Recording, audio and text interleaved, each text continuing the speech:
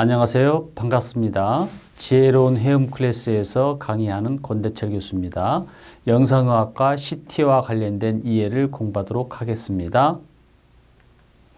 여러분들이 병원에 가면 영상의학과에 CT 검사실이 있는데요. 이 CT는 컴퓨티드 토모그래피, 우리나라 말로 해석하면 전산화 단층 촬영 검사라고 할 수가 있겠네요. 관련된 CT의 정의, CT의 개요, 역사를 살펴보도록 하겠습니다. 또 1세대, 2세대, 3세대 스캐닝 지오메트리, 적용 및 전망을 가지고 공부하도록 하겠습니다. 먼저 여러분들하고 관련된 내용은 CT가 되겠습니다. CT는 여러분이 보고 있으시면 겐트리 속에 환자가 들어가죠. 그래서 엑스레이가 조사되고 디텍터에서 검출을 통해서 컴퓨터를 통해서 영상을 만들어내는 것이죠. 그래서 기본적으로 X선 컴퓨터가 재구성을 하게 되겠고요. 그 다음에 디텍터가 필요하겠네요. 또 모니터라든지 필름으로 영상할 수가 있겠습니다. 엑스레이가 우리 몸속에 들어가게 되면 결국은 조사가 되면 감약 현상이 이루어지죠. 뼈를 만날 수가 있고요. 공기를 만날 수가 있고요. 근육을 만날 수가 있겠습니다. 그래서 그 감약의 정도를 가지고 우리가 영상으로 만들어내는 거죠. 그 감약의 정도를 우리는 CT 넘버 혹은 하운스필드 유닛이라고 할 수가 있겠습니다. 그런 감약의 정도를 수학적 처리를 통해서 영상을 재구성하게 되고 우리가 영상을 볼 수가 있는 것이죠. 대표적으로 뼈, 근육, 공기, 물 이렇게 여러 가지의 조직들을 구분할 수가 있는 대조도 차이를 만들어낼 수가 있는 겁니다. 이것을 우리는 CT, 컴퓨티드 토모그래피, 컴퓨터 단층 영상법이라고 할 수가 있겠네요. CT는 이전에 설명한 것처럼 하드웨어를 보고 있고 또 CT 영상을 보여주고 있죠. CT 영상에서는 이렇게 간이라든지 이장이라든지 또는 뼈라든지 갈비뼈가 보여주고 있고 이전에 설명한 것처럼 엑스레이 CT와 관련돼서는 엑스레이 튜브가 있어야 되겠고요. 그다음에 환자가 우리 몸속에서 어때요? 여러 가지 조직을 가지고 있는 것을 영상으로 만들어낼 수가 있겠죠. 그래서 CT는 결국 컴퓨터, 그다음에 엑스레이 튜브, 그다음에 디텍터가 필요하겠죠. 그래서 이러한 영상을 만들어낼 수 있는 그런 CT 검사법에 대해서 자세하게 설명하도록 하겠습니다. 일단 CT를 정해 드렸습니다. CT가 어떻게 해서 나오게 됐는지 일반 엑스레이 검사의 제너럴 레디오그래피의 한계성, 그 다음에 토모그래피는 앞에 C가 빠져 있죠. 컴퓨터가 빠져 있습니다. 그 컴퓨터라는 컴퓨티드 토모그래피를 우리 만들게 될 수 있는 토모그래피의 한계성, 그래서 CT의 개요와 같이 순서대로 공부하도록 하겠습니다. 우리가 제너럴 레디오그래피라고 하죠. 지금 엑스레이 가슴 영상을 보시면 흉부라든지 심장이라든지 갈비뼈 또는 스파인을 볼 수가 있는데요. 평면입니다. 그러니까 우리가 엑스레이를 조사를 하게 되면 그 엑스레이는 일반적으로 공기, 근육, 뼈가 한꺼번에 어때요? 중복된다는 거죠. 그런 중복되는 현상에 의해서 우리가 입체적으로 볼 수가 없는 겁니다. 미세한 감약 차이를 우리가 영상으로 만들어내기가 어렵고 또한 중복되기 때문에 이러한 영상을 구분하기가 어렵다는 겁니다. 예를 들어서 근육이라든지 공기라든지 뼈를 중복되기 때문에 이러한 문제를 해결할 수 없는 것이 바로 제너럴 레디오그래피 한계성이 되겠죠. 그래서 나온 게 뭐가 나왔습니까? 토모그래피. 여기서 토모란 말은 커트란 뜻이죠. 자르다 그런 뜻이 되겠습니다. 그래서 나온 게 토모그래피가 되겠습니다. 제너럴 레디오그래피의 중복 현상의 한계성을 극복하기 위한 것이다. 그래서 나온 것이 뭐다? 토모그래피가 되겠습니다. 이러한 제너럴 레디오그래피 한계는 공기가 있고요. 근육이 있겠네요. 그 다음에 연부 조직이 있겠고요. 뼈가 있겠고요. 금속이 있습니다. 그래서 어떻게 이 대조도 차이를 만들어낼 수가 있는 거죠. 그 대조도 차이는 결국 감약값을 가지고 우리가 영상으로 만들어낼 수가 있는 거죠.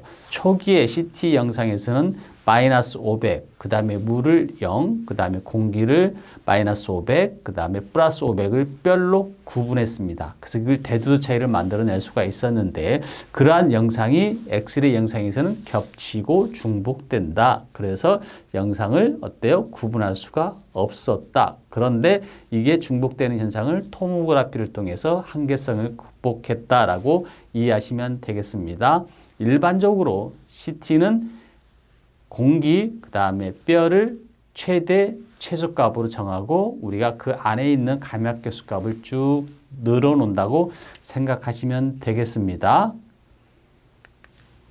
일반 엑스레이의 가장 큰 단점은 중복된 현상이었습니다. 예를 들자면 뼈, 공기, 근육들이 중복됐다는 거죠. 그것을 해결하기 위해서 나온 것이 뭐였습니까?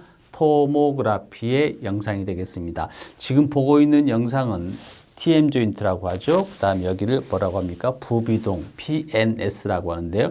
겹쳐져 있는 영상을 분리를 하려고 튜브를 이동합니다. 그러면 세모, 네모, 동그라미가 구분돼서 나오죠. 그런데 영상이 어떻습니까? 흐리죠. 이것을 우리는 블러링이라고 하는 거죠. 그래서 블러링이라는 영상이 나오고 대조도가 저하게 되고 우리가 진단 가치가 높은 영상을 만들어낼 수가 없었다는 겁니다. 그래서 나온 것이 이제 컴퓨터로 재구성했다라고 이해하시면 좋겠습니다. 토모그래피의 한계성은 결국 블러링이었다라고 생각하시면 되겠습니다. 그래서 일반 엑스레이의 단점은 중복되어 있었고 그 다음에 토모그래피의 단점은 블러링, 흐림 현상이 있었다는 거죠. 그래서 이 영상을 가지고 우리가 컴퓨터를 통해서 우리가 재구성을 해서 영상을 만들어내는 방법을 지금 설명하는 내용이 되겠습니다.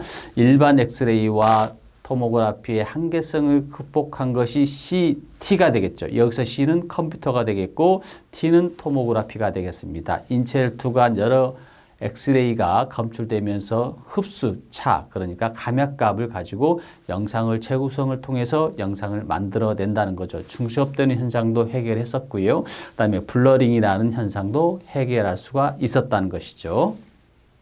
그리고 검출기라고 하죠. 옛날에는 필름을 썼지만 지금은 일반 엑스레이에서는 디텍터를 쓰죠. CT도 마찬가지로 디텍터를 어때요? 씁니다. 그래서 엑스레이가 디텍터를 만나면 빛의 신호를 전기적 신호로 바꿔줍니다.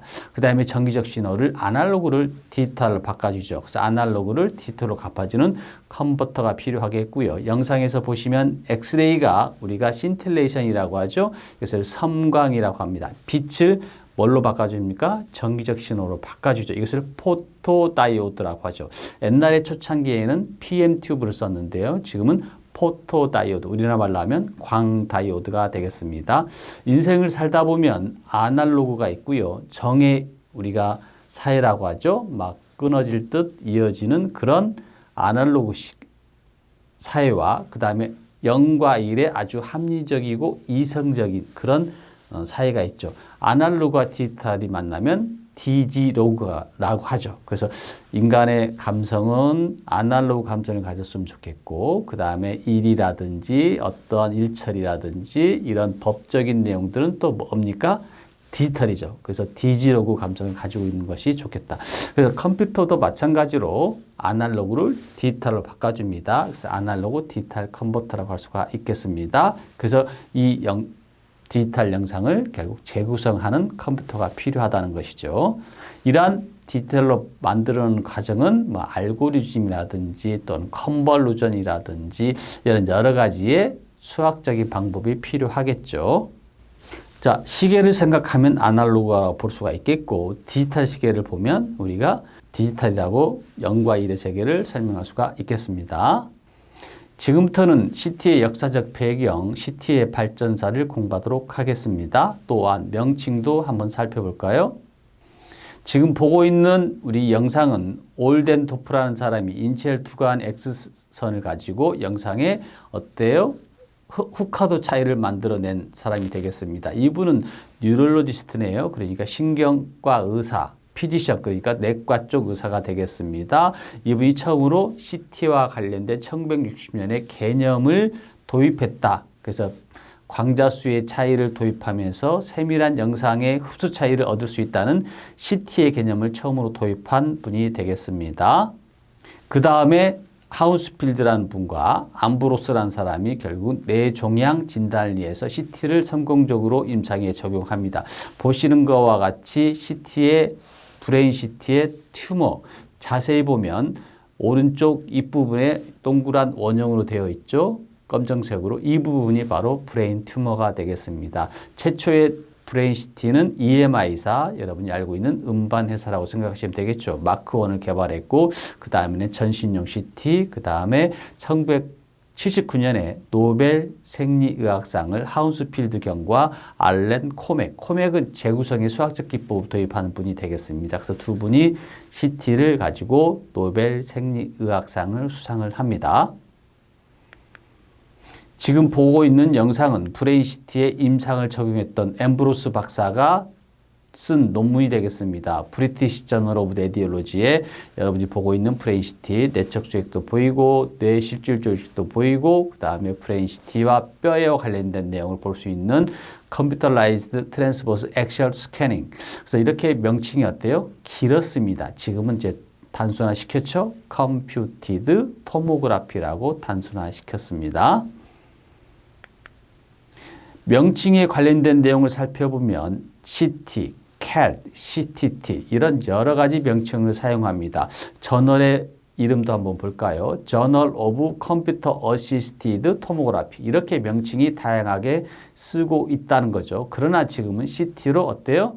명칭을 단일화시켰습니다. 우리나라에서는 뭐 전산화 단층, 컴퓨터 단층 이런 말들이 많이 쓰이고 있죠. 또 영어에서는 Computerized Tomography 또는 CAT, Computer Aided Tomography, CAT이라고도 합니다.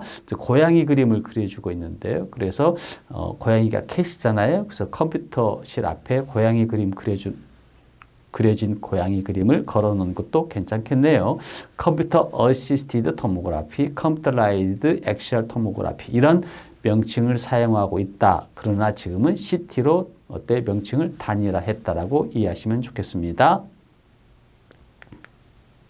지금부터는 스캐닝 지오메트리, 그래서 1세대부터 4세대 CT까지를 한번 살펴보도록 하겠습니다.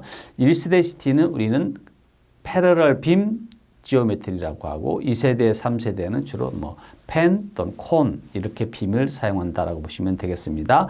지금부터는 1세대 CT부터 한번 살펴볼까요? 1세대 CT는 주로 펜슬 빔이라고 하죠. 그래서 검출기와 관련돼서 어때요?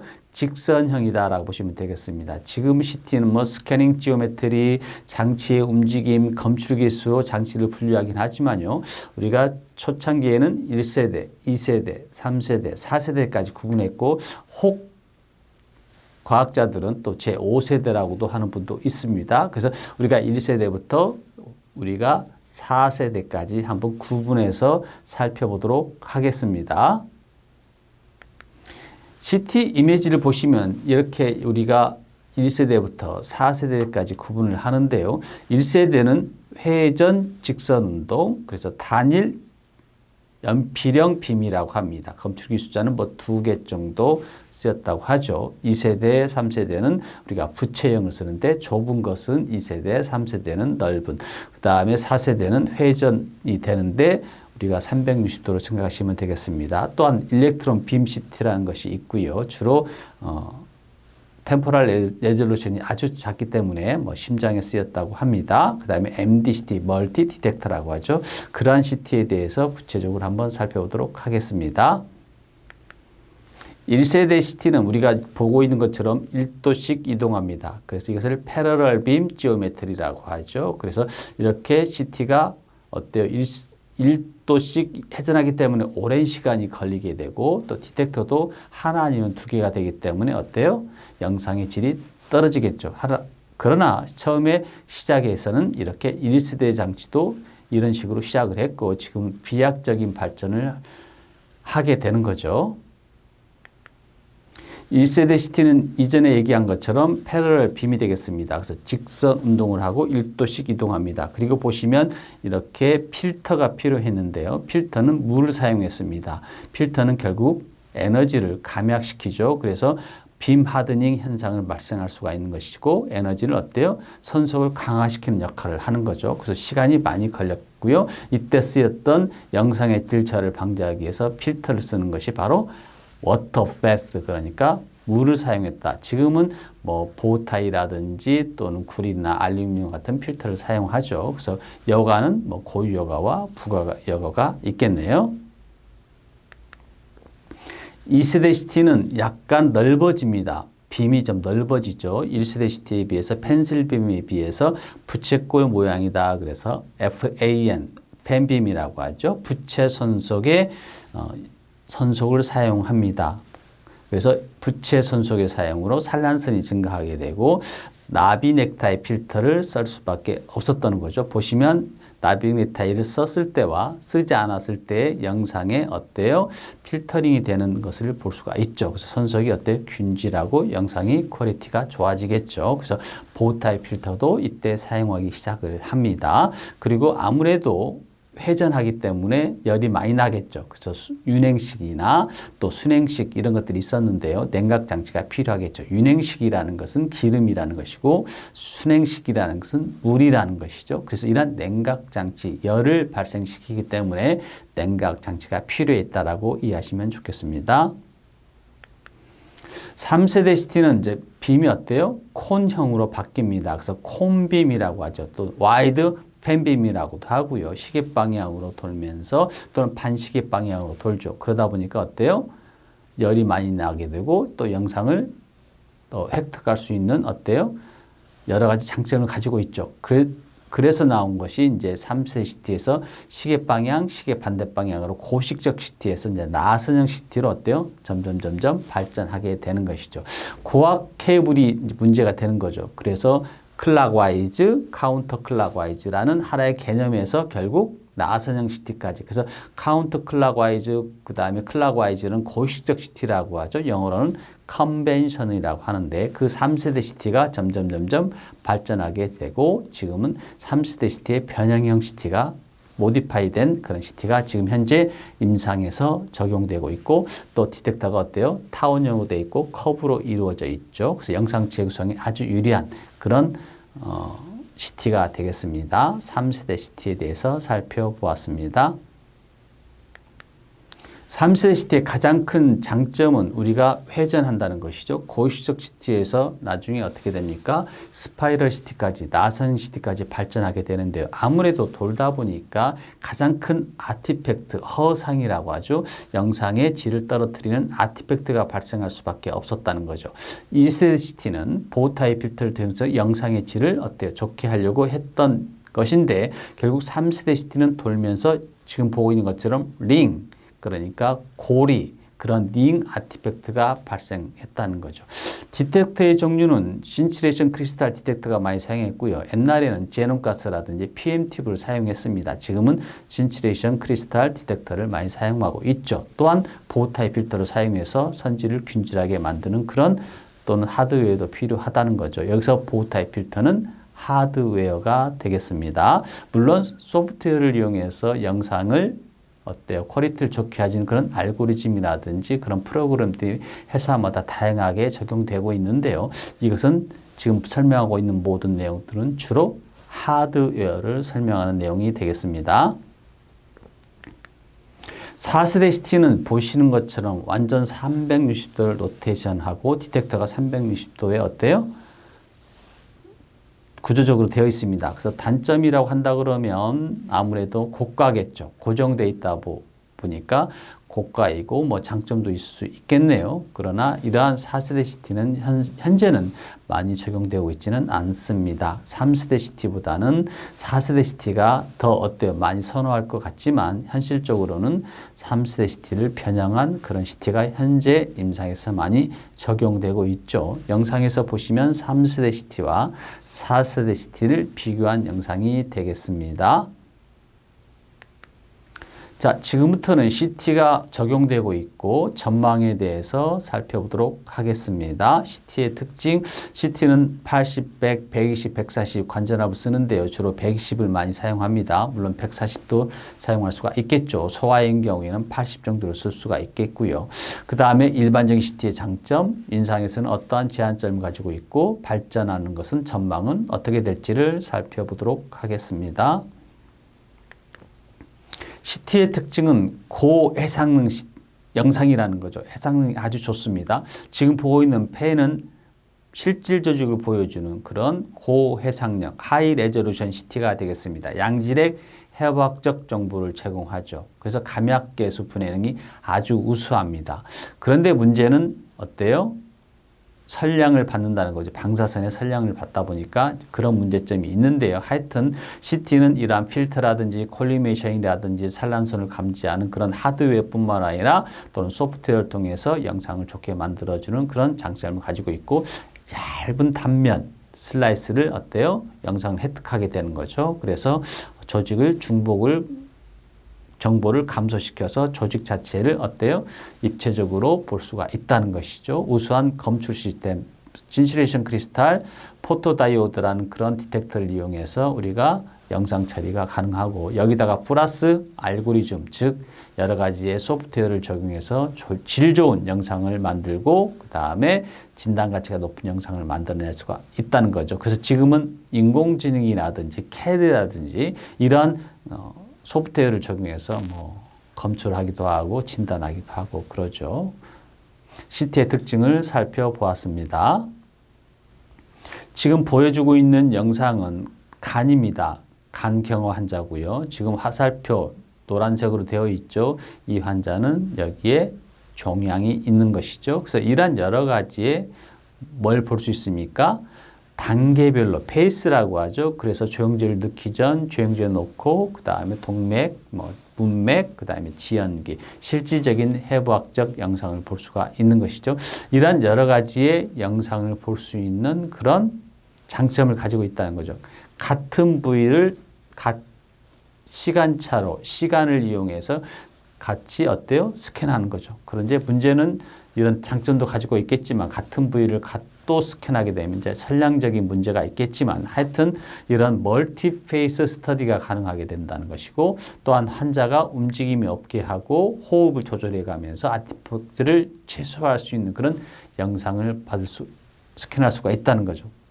그래서 지금은 심장이라든지 폐라든지 이런 움직이는 장기도 우리가 스캔해서 해부학적 정보나 진단적 가치가 높은 영상을 얻을 수가 있겠습니다. 그리고 CT의 특징을 다시 한번 살펴보면 우리가 슬라이스를 가지고 우리가 얇은 슬라이스 티크니스를 가지고 영상을 획득한다고 했는데요.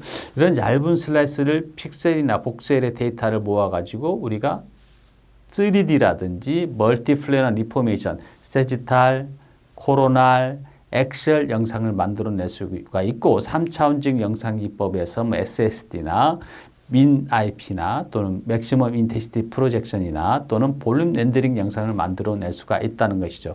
지금 CT는 슬라이스 티크니스가 어때요? 아이소트로픽 이런 복셀의 영향을 받아서 우리가 3D를 돌릴 때 아주 유리한 영상을 얻을 수가 있는 겁니다. 그래서 혈관계통이나 뼈라든지 또는 근육이라든지 이런 쪽에도 적용될 수 있다는 거죠. 그래서 이런 디지털 영상을 X축, Y축, G축이 서로 같은 아이소트로픽 영상을 통해서 멀티플래너 리포메이션, 즉 MPR 영상을 얻을 수 있는 가장 큰 장점을 가질 수 있는 CT의 특징이 되겠습니다. 또 CT는 이전에 설명한 것처럼 80, 100, 120, 140 kVp를 가지고 있는데요. 물론 100이 없는 그런 CT 기종도 있습니다. 그래서 고간전압을 씁니다. 고간전압을 쓴다는 얘기는 결국 롱 스케일 컨트라스트를 만들어낼 수가 있고 투과력이 좋겠죠. 또 산란선도 감소할 수 있는 그런 장점을 가지고 있어서 지금은 120kV 정도의 고간전압을 쓰는 거죠. 물론 이제 소아인 경우에는 80 정도나 100 120kVp를 쓸 수가 있겠죠. 고관전압은 결국은 투과력이 향상되고 그 다음에 산란성을 감소시키고 그 다음에 필터링이나 콜리메이션이 추가돼서 좋은 영상을 얻을 수가 있다. 그래서 80 관전압과 140 관전압을 썼을 때 어때요? 영상의 차이를 볼 수가 있겠습니다. 고관전압을 적용하는 이유를 한번 살펴볼까요? 고관전압을 사용하는 이유는 액선 스펙트럼에서 저에너지를 제거하고 고에너지로 투과력을 증가시키죠. 그래서 이것을 빔 하드닝 현상이라고 하는 거죠. 그래서 결국 롱 스케일 콘트라스트. 그래서 롱 스케일 콘트라스트는 결국은 어때? 연부 조직이라든지 뼈라든지 이런 것 대조도를 감소시켜서 단용도가 넓은 영상을 얻을 수가 있는 것이죠. 그래서 이런 감약 개수가 심한 물질 사이의 감약 차이를 상대적으로 감소시켜서 관전압을 높게 하면 결국 관용도도 높게 되고 롱 스케일 콘트라스트를 가지고 영상을 얻을 수가 있고요. 각 조직의 감약 개수 변동을 줄일 수가 있고요. 손석 경화 현상으로 인한 아티팩트를 줄일 수가 있고요.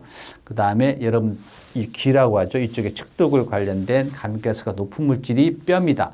낮은 물질은 공기죠. 그래서 이러한 급격한 감약 개수 차이에는 파셜 볼륨 아티팩트라든지 이런 아티팩트를 발생을 줄일 수 있는 장점을 가지고 있는 거죠. 지금 보고 있는 것이 뭐 중이염이라든지 이 귀와 관련된 질환을 검사할 때 쓰이는 템포럴 본 레졸루션 CT가 되겠습니다. 하이 레졸루션 CT죠. 고해상력 축들골 검사법이 되겠습니다. 그런 이러한 여러 가지의 장점을 가지고 있기 때문에 고관전압 기법을 적용한다고 보시면 되겠습니다.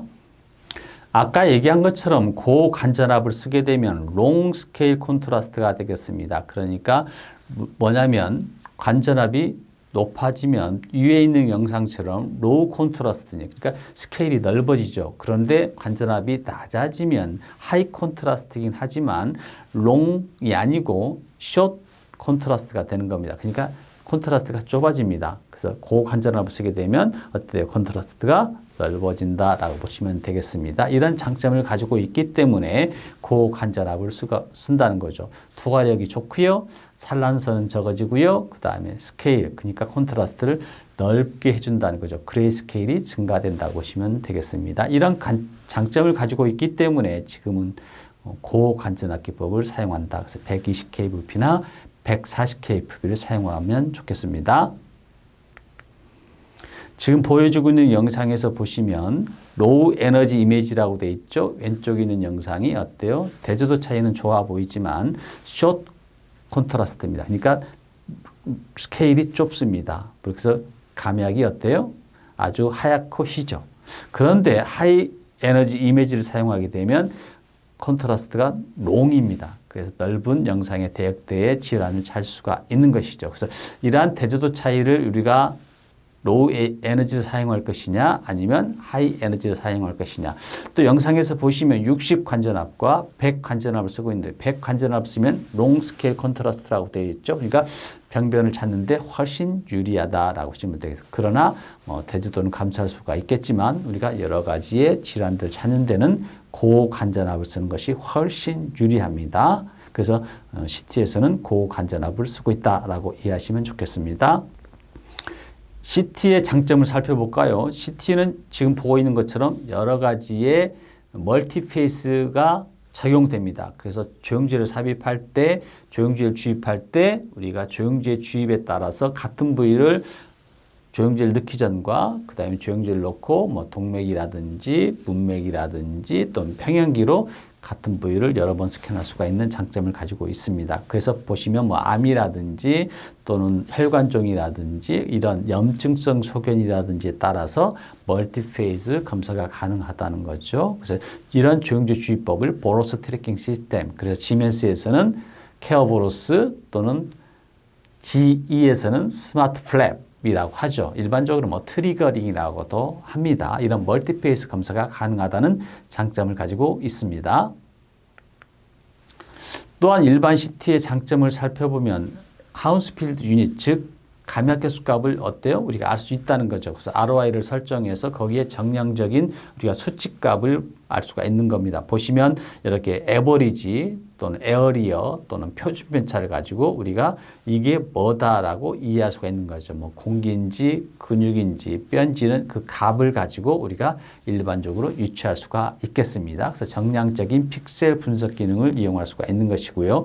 혈관 조형 검사에서 이런 고식적 CT에 비해서 침수성이 적고 검사 시간이 짧죠. 그래서 혈관 조형 검사를 하려면 카테타를 주입해야 되고 카테타에 조영제를 넣어야 되고 이런 침습적이지만 조영제를 사용하기 때문에 비침습적이라고 보시면 되겠습니다.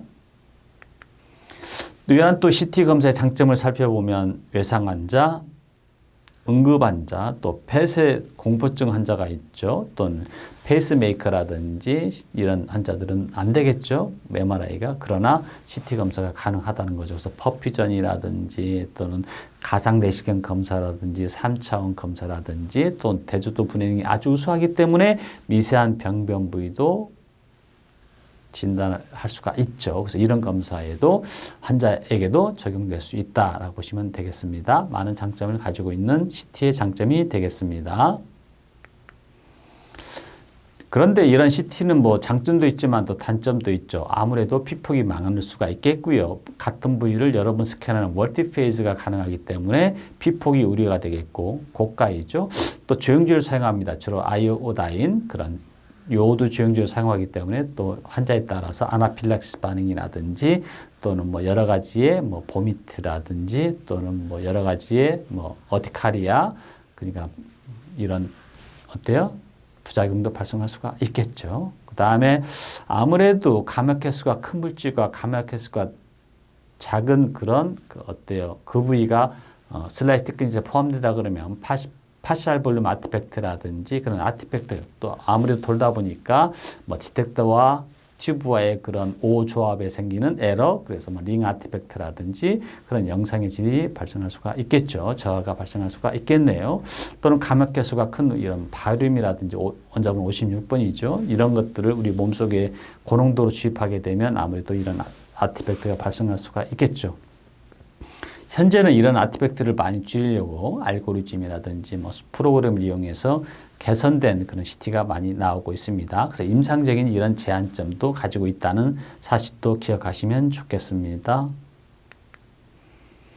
이상으로 영상학과 CT 검사에서의 이해를 살펴보았습니다. 일반적으로 CT의 장점도 있지만 단점도 있고 여러 가지의 CT를 정의해 드렸고요. CT는 어떤 파트에 적용되는지를 설명드렸습니다. 다음 제5강에서는 영상의학과 CT 검사에서 조영제를 주입합니다. 그런 조영제에 대해서 살펴보도록 하겠습니다. 감사합니다.